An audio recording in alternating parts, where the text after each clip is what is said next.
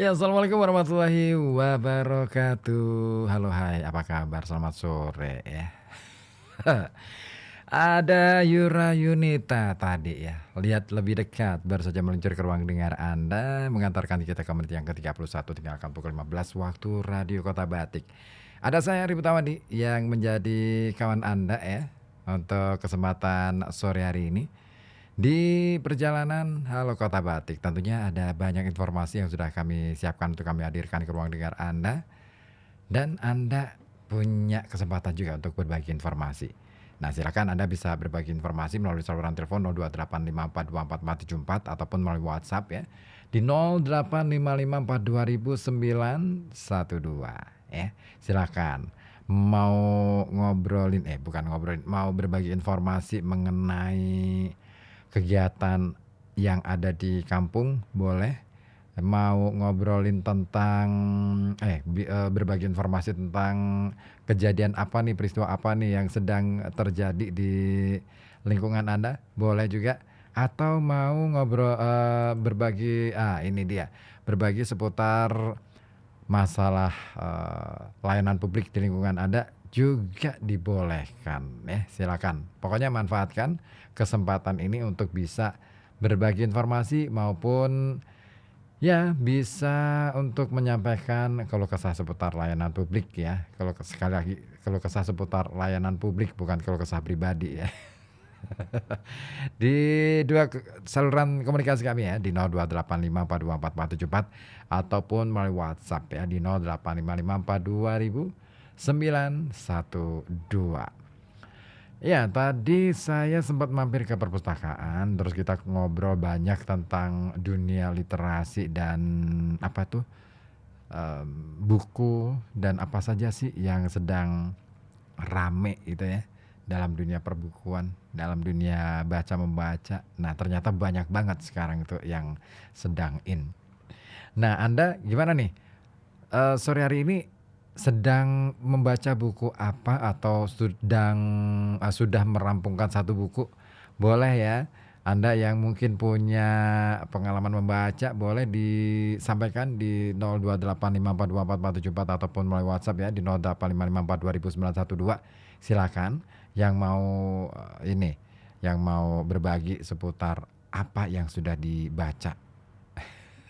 Karena banyak sekali ya manfaat membaca itu, banyak banget. Ada, ya selain untuk membuat kita itu jadi punya lebih luas lagi jangkauan wawasan kita, pengetahuan kita, juga bisa meningkatkan daya ingat ya, terus bisa menjadi sarana hiburan, menghilangkan rasa stres, dan banyak deh pokoknya. Banget banget banget banget. Iya, karena gini, nah ini apa ya, membaca itu selain kita itu jadi tahu, kita itu sebenarnya kalau sudah menyelami dunia bacaan ya, kita serasa sedang berenang-renang dalam ruang imajinasi kita ya, dalam angkasa cakrawala imajinasi kita, sampai kita tuh kadang kala ngerasa bahwa, wow ini dunia yang asik banget nih untuk kita selami. Sama dengan mungkin selama ini orang, mungkin Anda, mungkin saya ya, beranggapan bahwa yang namanya angka itu pasti memusingkan ya. Tetapi jangan salah bahwa angka itu bisa menjadi sarana hiburan tersendiri. Salah satunya adalah mengenai angka keberuntungan. Iya. Nah, angka keberuntungan ini merupakan konsep yang sebenarnya sudah ada sejak lama banget, sejak zaman kuno. Dan banyak kebudayaan di dunia itu, ya di dunia ini ya, bukan di dunia itu. Kalau dunia itu berarti kita berada di mana? Di dunia ini ya, yang selalu mengaitkan angka-angka tertentu dengan keberuntungan atau nasib baik. Nah, pemahaman tentang angka-angka ini ternyata bervariasi di antara budaya-budaya yang ada di dunia ini. Nah, dan seringkali ya, ini berakar dari keyakinan, mitos, agama, serta praktik astrologi ataupun numerologi. Nah, penggunaan angka dalam konteks keberuntungan ini sebenarnya sudah ada sejak ribuan tahun yang lalu. Bisa dikatakan mungkin sebelum Masehi sudah ada. Di peradaban kuno nih ya, angka itu seringkali dianggap sebagai simbol ilahi yang menghubungkan manusia dengan alam semesta. Misalnya, dalam mitologi Yunani misalnya nih ya, angka-angka ini seringkali dianggap memiliki sifat-sifat mistis. Dan penggunaan angka keberuntungan ini juga erat kaitannya dengan numerologi, sebuah ilmu yang mempelajari pengaruh angka dalam kehidupan manusia. Nah, itu dalam budaya Yunani.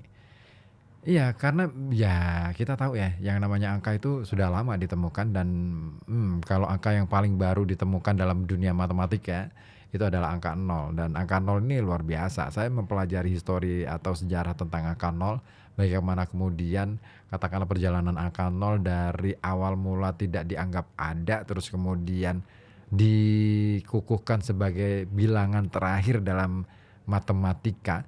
Itu hal yang menarik.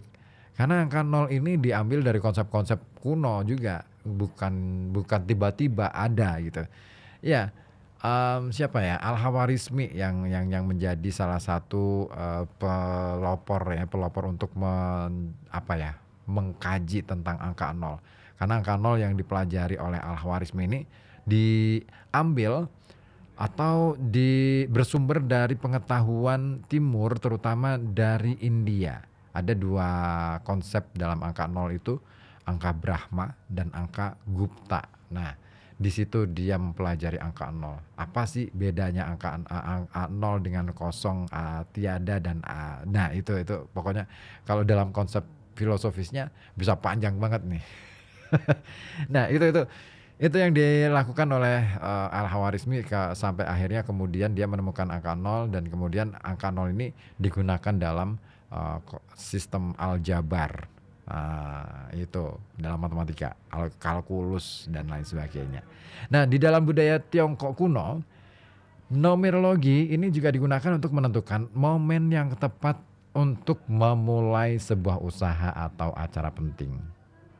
Ya, mirip-mirip ya dengan kita ya. Jadi artinya di dunia ini hampir banyak budaya yang sebenarnya saling bersinggungan satu sama lain, punya kesamaan tetapi beda rupa barangkali gitu. Nah, numerologi ini memiliki akar dalam tradisi mistis Yahudi juga, Kabalah ya, dan kepercayaan kuno Mesir serta Babilonia. Nah, ini berkembang menjadi salah satu metode ramalan yang banyak diikuti di berbagai belahan dunia. Nah, kalau sudah ngomongin angka, ini nih agak bahaya juga sih kalau ngobrolin soal ini. Karena biasanya gini, angka itu ada hubungannya dengan, nah apalagi angka keberuntungan ya, ini ada hubungannya dengan yang biasanya malam-malam gitu ya. Ya semoga aja tidak begitu ya. Sorry, ini tetap konsentrasinya bukan itu ya. Ya kita bicara atau bahas tentang masalah angka keberuntungan ini dalam konteks bagaimana kita melihat budaya-budaya di dunia ini menempatkan atau memosisikan atau memberikan penghargaan kepada angka-angka itu tadi. Dalam arti angka ini hanya sebagai simbol. Angka itu bukan sesuatu yang ya luar biasa sebenarnya. Dia hanya simbol untuk menyimbolkan sesuatu di balik angka itu sendiri. Ya, sama dengan konsep matematika. Matematika itu nggak selalu ya, angka di dalam matematika itu memang maknanya seperti itu. Angka 1 maknanya 1 itu. Ada banyak lapis ya makna yang bisa kita ungkap dari angka 1 itu tadi. Bisa ngomongin soal kelompok, bisa ngomongin tentang entitas tunggal. Bisa ngomong tentang 1 itu sesuatu yang bisa jadi ada, besar, lebih besar, bahkan lebih paling besar. Nah, itu bisa ngomong soal ukuran gitu ya dan lain sebagainya. Nah, di budaya Tiongkok nih kawan, ngomong soal makna angka keberuntungan. Dalam budaya Tiongkok ini angka ternyata memiliki makna yang mendalam karena keterkaitan bunyinya dengan kata-kata lain dalam bahasa Tionghoa.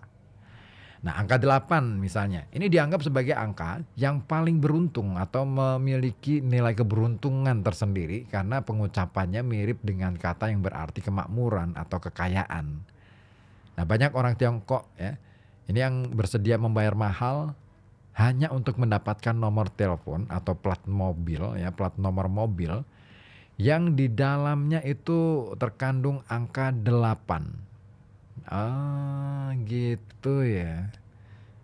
Makanya teman saya yang apa ini, etnis Cina itu atau Tionghoa ya, itu sering banget tuh memuji-muji angka 8. Mereka kalau misalkan beli motor baru atau mobil baru itu selalu pinginnya dapat plat nomor ada nomor 8-nya. Tapi menghindari angka yang satu ini, apa?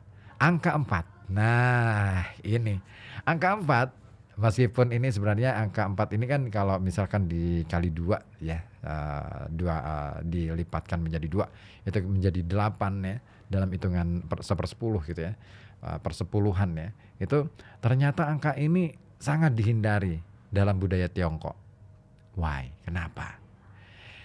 Iya, saya ingat nih kalau angka 4 ini paling dihindari di budaya Tiongkok. Saya tuh kalau ke hotel atau ke mana ya, ke gedung-gedung tinggi gitu, yang punya itu adalah orang-orang Tionghoa.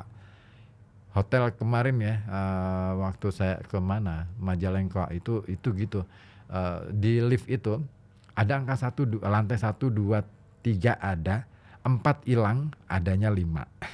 6, 7, 8 itu ada. Tapi angka 4 hilang, nggak ada. Saya heran, loh kenapa angka 4 ada padahal lantai 4 ya ada gitu loh. Nah, ternyata ini maksudnya.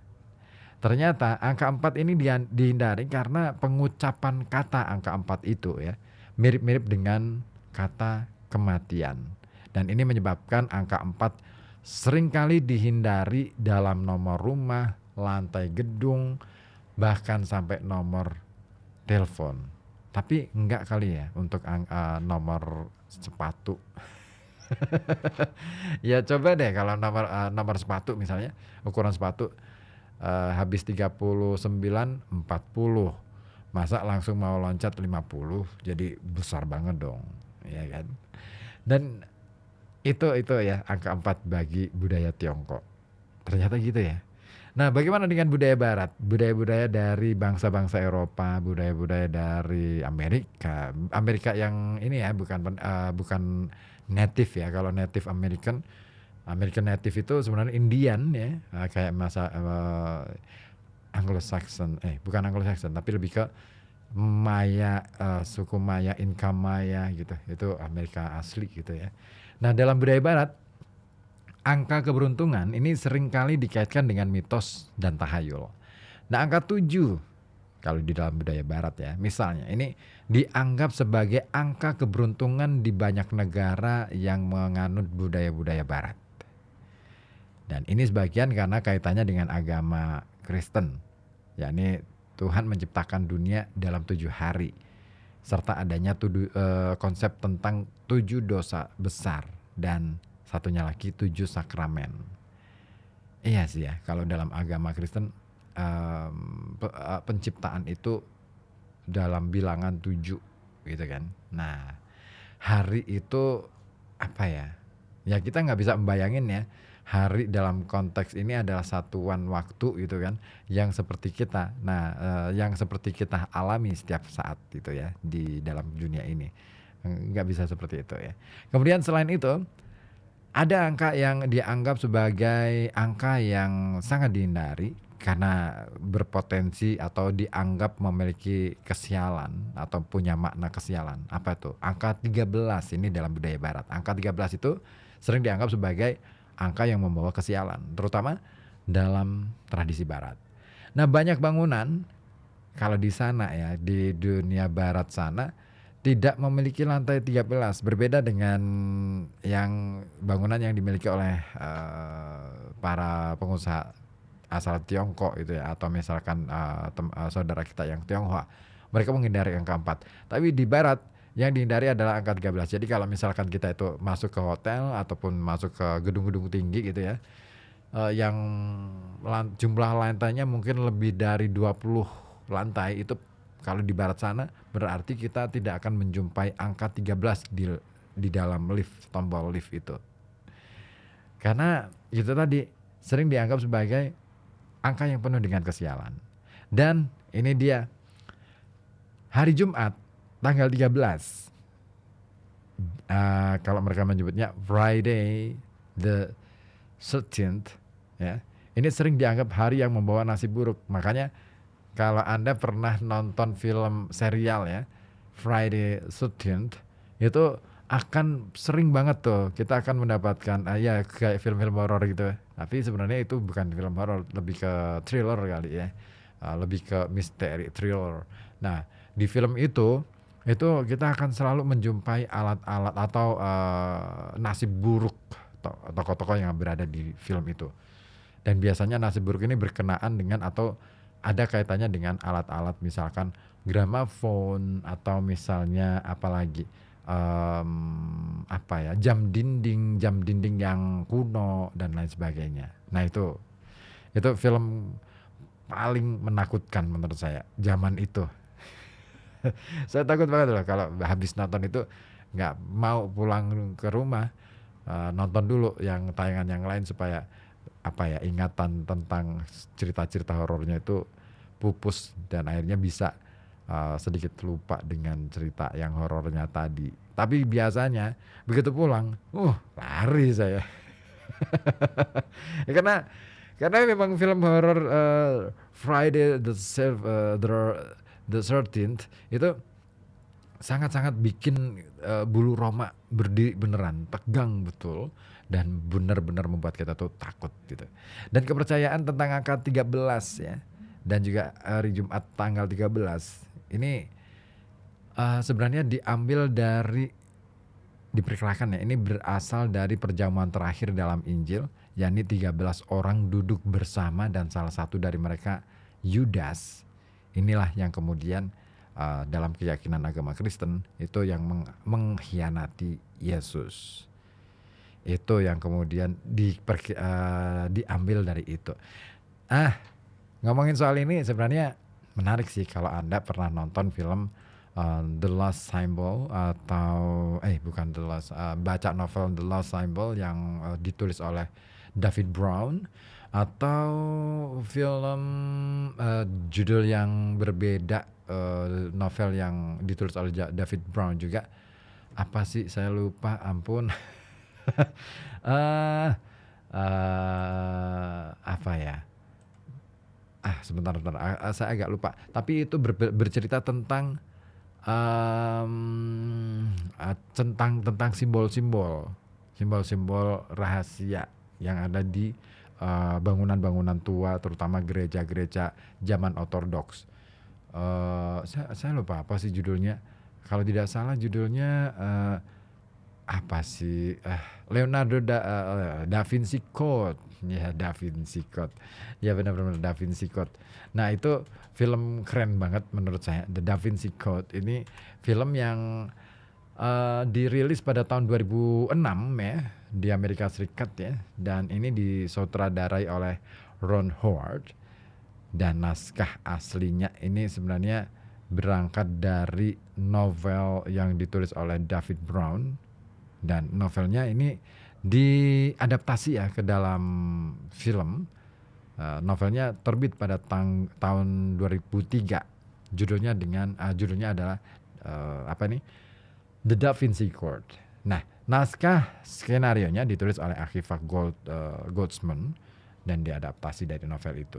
Ada beberapa bintang di dalam film itu, di antaranya adalah Tom Hanks, Audrey Tautou, kemudian Ian McKellen, kemudian Alfred Molina, Jurgen Prochnow, ya, kemudian Jean Reno, juga Paul Bettany. Ini bintang-bintang keren banget ya. Dan film ini diambil tidak hanya di Amerika, tapi lebih ke Eropa, lebih banyak di Eropa ya. Ada di Paris gitu. Terus banyak banget. Keren film ini. Pernah nonton atau belum? Oke. Ya, itu dia, bahwa angka 13 itu ya. Kenapa menjadi angka sial? Itu karena itu. Konon katanya. Terus di dalam budaya Hindu ada lagi angka yang dianggap sebagai angka yang sakral. dan memiliki hubungan dengan kosmos, kosmologi dan spiritualitas, yaitu angka 108. Nah, misalnya dalam meditasi dan yoga mala atau apa ya, semacam tasbih ya. Ini biasanya terdiri dari atau ada di dalam tasbih itu, di dalam tasbihnya umat agama Hindu itu ada 108 butir. 108 butir ini buah tasbih itu. Nah, kenapa itu ada 108 butir? Karena angka 108 ini mewakili 108 energi universal.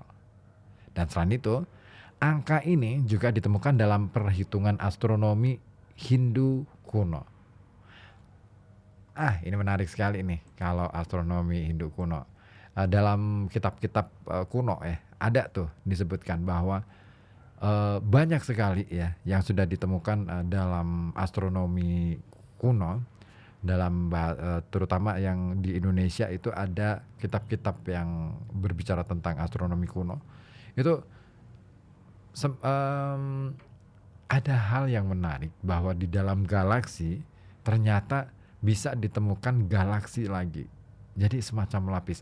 Saya nggak tahu apakah ini konsep multiverse atau bagaimana. Tetapi yang paling menarik adalah bagaimana ya kemudian bisa menemukan galaksi di dalam galaksi.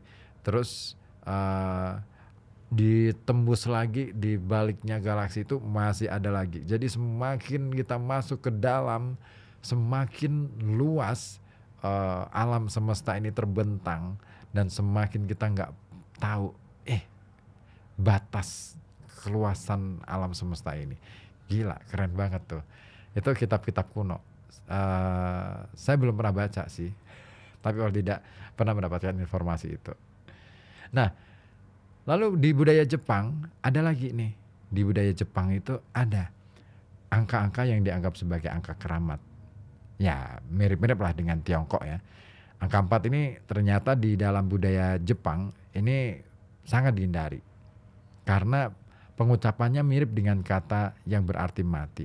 Ya, kita tahu ya, Jepang dan Tiongkok itu bertetanggaan gitu kan, dan sebenarnya mereka punya hubungan budaya yang sudah sangat kuat sejak lama gitu loh. Kalau Anda pernah membaca beberapa novel-novel tentang novel-novel yang ditulis oleh para penulis-penulis Jepang misalnya, kita akan tahu bahwa ternyata terutama yang bercerita tentang masa lalu Jepang ya, ini kita akan tahu bahwa ternyata hubungan budaya antara Jepang dan Cina ini sudah berlangsung sangat lama, berabad-abad yang lalu. Saya pernah membaca misalkan kisah klan Otori itu ada tuh beberapa bagian yang menunjukkan bahwa ternyata ada nih orang-orang Cina yang masuk ke dalam ke Jepang, dan kemudian kita tahu ya di antara kedua negara ini kan dulu di zaman-zaman kekaisaran ini kan pernah terjadi konflik perang di antara mereka berdua. Tapi terlepas dari itu, apapun itu ya, kondisi perang ataupun ada konflik di antaranya, pasti deh itu akan melahirkan budaya-budaya baru. Nah, bisa budaya campuran semacam asimilasi gitu, atau juga yang lainnya. Tapi ada yang menarik dari Jepang. Angka 7 ini dianggap sebagai angka keberuntungan. Dalam tradisi Shichi-Go-san, ini sebuah festival yang diadakan untuk anak-anak usia 3, 5, dan 7 tahun. Angka 7 ini dipandang sebagai usia yang paling beruntung dan penting dalam perkembangan anak. Nah, kepercayaan terhadap angka, terutama angka keberuntungan, ini tidak hanya terlepas pada aspek spiritual ataupun budaya, tetapi juga memengaruhi banyak aspek kehidupan sehari-hari. Nah, misalnya ini ada beberapa contoh bagaimana kemudian angka keberuntungan itu memengaruhi bidang-bidang yang kemudian kita geluti. Dalam bidang bisnis dan investasi misalnya, banyak loh ternyata pengusaha di Asia, khususnya di Tiongkok ini, yang percaya pada angka keberuntungan ketika mereka memulai bisnis atau berinvestasi. Dan mereka akan memilih tanggal atau angka yang dianggap membawa keberuntungan, seperti angka 8 dalam urusan bisnis mereka. Ini dalam budaya Tiongkok ya. Kemudian pembelian nomor telepon dan kendaraan, plat nomor kendaraan. Ini di beberapa negara itu orang rela banget mengeluarkan uang besar lebih banyak lagi hanya untuk mendapatkan nomor telepon atau plat nomor mobil yang mengandung angka keberuntungan. Kalau misalkan di Tiongkok angka 8, di negara-negara barat angka 7, di Jepang angka 7. Nah, plat nomor kendaraan yang mengandung angka 8 misalnya di Tiongkok ini bisa dijual dengan harga yang jauh lebih mahal, melambung tinggi di pasaran sekunder bahkan. Lalu dalam dunia real estate, angka keberuntungan ternyata juga memainkan peran penting di sana, terutama di kawasan Asia. Nah, banyak orang ya yang menghindari membeli rumah yang memiliki angka 4 dalam nomornya. Kenapa? Karena ya itu tadi, kalau di Cina ya, di Tiongkok, angka 4 adalah angka kematian gitu kan. Nah, sementara di properti yang beralamatkan angka 8 atau angka keberuntungan lainnya, ini seringkali dijual lebih mahal karena dianggap membawa rezeki. Nomor rumahku 28 ya, bener ya? Pantesan ada banyak orang yang ini. Oh iya iya iya, ada yang nawar tuh, padahal rumahnya kecil. Kemudian dalam hal taruhan, judi ya, di kasino, di tempat-tempat judi ya.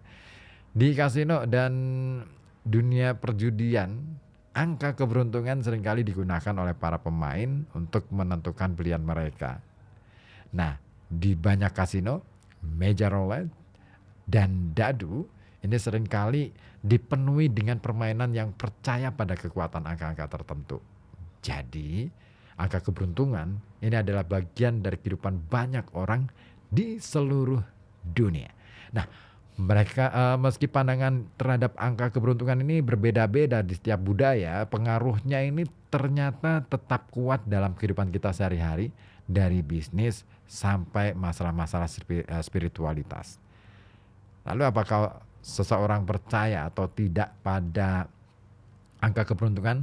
Ini konsep ini memberikan wawasan tentang bagaimana manusia mencari makna dan kendali terhadap kehidupan mereka atas nasib mereka. Nah, untuk memahami hal tersebut ya, ini asik nih kalau Anda membaca buku yang ditulis oleh Timotius Tirsan yang judulnya Angka dan Makna.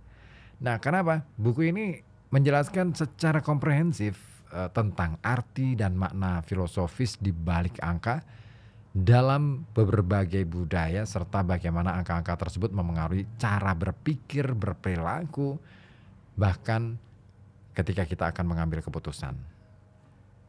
Cocok sih buat siapa saja, untuk yang tertarik pada numerologi terutama ya, budaya, juga yang ingin menggali lebih dalam tentang simbolisme angka dalam kehidupan. Jadi dengan membaca buku ini ya, Anda bisa mendapatkan wawasan lebih luas mengenai bagaimana angka-angka yang seringkali dianggap biasa ternyata memiliki makna yang mendalam dan mengarahkan ke berbagai aspek kehidupan manusia. Cocok nih, mau baca buku itu? Beli dong. Atau ke perpustakaan, boleh ya. Boleh banget, karena perpustakaan saat ini sekarang itu open, enak banget, dan pastinya tempatnya representatif untuk Anda kunjungi. Atau misalkan kalau nggak ada waktu untuk ke perpustakaan, bisa ke perpustakaan-perpustakaan yang ada di kampung-kampung Anda. Misalkan di perpustakaan masyarakat yang ada di lingkungan Anda ada, atau misalkan ada di taman bacaan masyarakat. Boleh Anda Anda dapatkan bacaan-bacaan semacam itu di lingkungan sekitar Anda. Oke, saya sapa dulu yang sudah bergabung, Pak Supan di Wiradesa ya. Sudah WA di 0855420912. Selamat sore Mas Ribut, nyimak angka ternyata menarik juga. Iya benar, angka itu banyak banget. Angka 1, angka 2, semuanya punya makna. Apalagi kalau misalkan kita bahas soal angka itu dari perspektif budaya Jawa. Wow, istimewa lagi. Ada banyak konsep tentang angka di dalam budaya Jawa. Salah satunya adalah sengkalan ya. Nah itu seru tuh, tapi waktunya nggak cukup kali ya kalau saya bahas di sini sore ini. Ada yang mau? Oke, mintanya lagu Naif ya. Oke, saya carikan dulu Naifnya. Berubah, apanya yang berubah nih Mas Subhan? Oke deh, tetap di sini di FM 91,2 Radio Kota Batik News Interaktif Solutif di Halo Kota Batik.